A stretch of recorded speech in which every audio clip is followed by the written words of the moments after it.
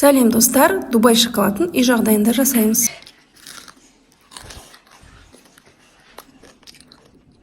Дәл осындай қытырлақ болып шығады, және де қолжетімді бағаға шығады, себебі біз барлығын үй жағдайында жасаймыз. Фисташка дәндерін жақсылап жуып, духовкада кептіріп аламыз. Сотейникке қант салып, және бояу тамызамыз. Үстіне су құйып, орташа отқа қайнатамыз. Бұл жерде біз фисташка пастасын жасап жатырмыз. Бояу құю міндетті, себебі жасыл түс ондай шықпайды фисташкадан. Жаңағы дайын болған кептірілген фисташкамызды салып, барлығын жақсылап араластырамыз. Фисташка секерді өзіне сіңіріп, осындай түсті береді. Блендерге саламыз, және үстіне миндаль ұнын саламыз, және май құямыз.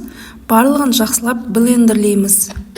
Біраз уақыт алады, 15-20 минуттай үзіліссіз осылай блендерлейміз.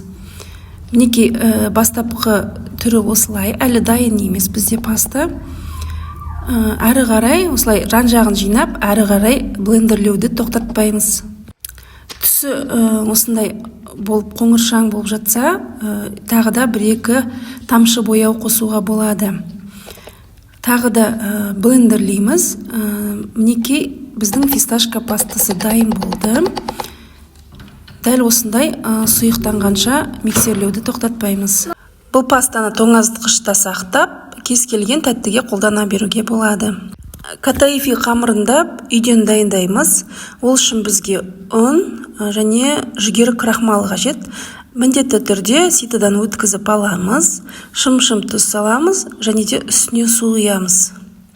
Содан кейін сұйық май құйып, жақсылап блендермен езіп аламыз. Біркелкі болғанша еземіз, және де бұл да міндетті ситыдан өткізіп аламыз.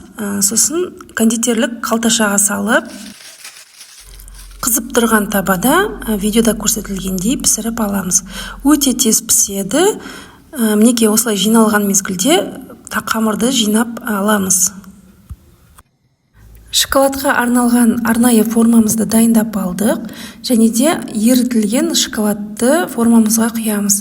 Бұл жерде шоколад темперировать етілгеннен кейін 30-35 градусқа суығаннан кейін жұмыс жасаймыз. Формаға құйып, барлық жағына шоколад жағылуы қажет, және өте жұқа қылмай, дәл осылай 2 қайтара жағып шығамыз. Артық шоколадты ыдысымызға қайтадан құйып аламыз. 2 формамызды да дәл осылай дайындап алдық, және де бір 10 минутқа салқын жерге немесе тоңазытқышқа қоямыз. Шоколадымыз толықтай қатады, өз формасын ұстап тұрады. Сол кезде ғана салмасын салуға дайындаймыз.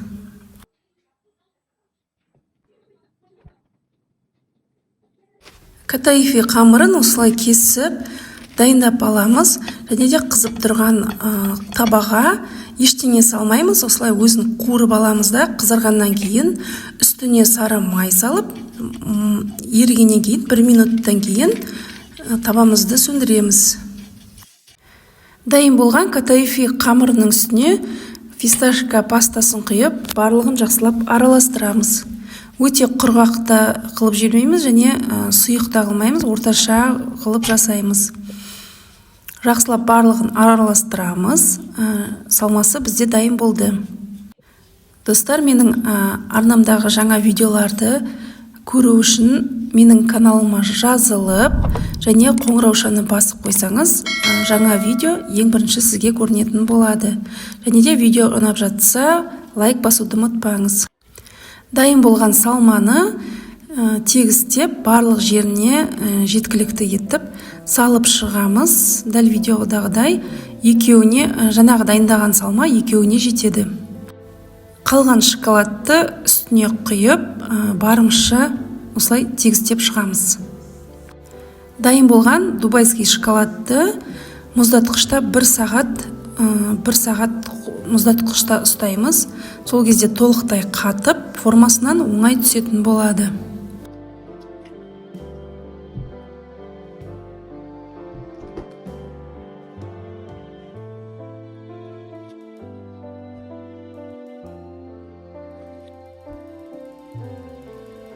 бір жарым сағаттан кейін мұздатқыштан аламыз. Формасынан оңай түседі және көріп тұрғандарыңыздай өте ерекше әдемі шықты. Және де өте дәмді болады екен. Балалар сол бойда жеп қойды, оларға ұнады. Сіздер жасап көріңіз. Ас болсын.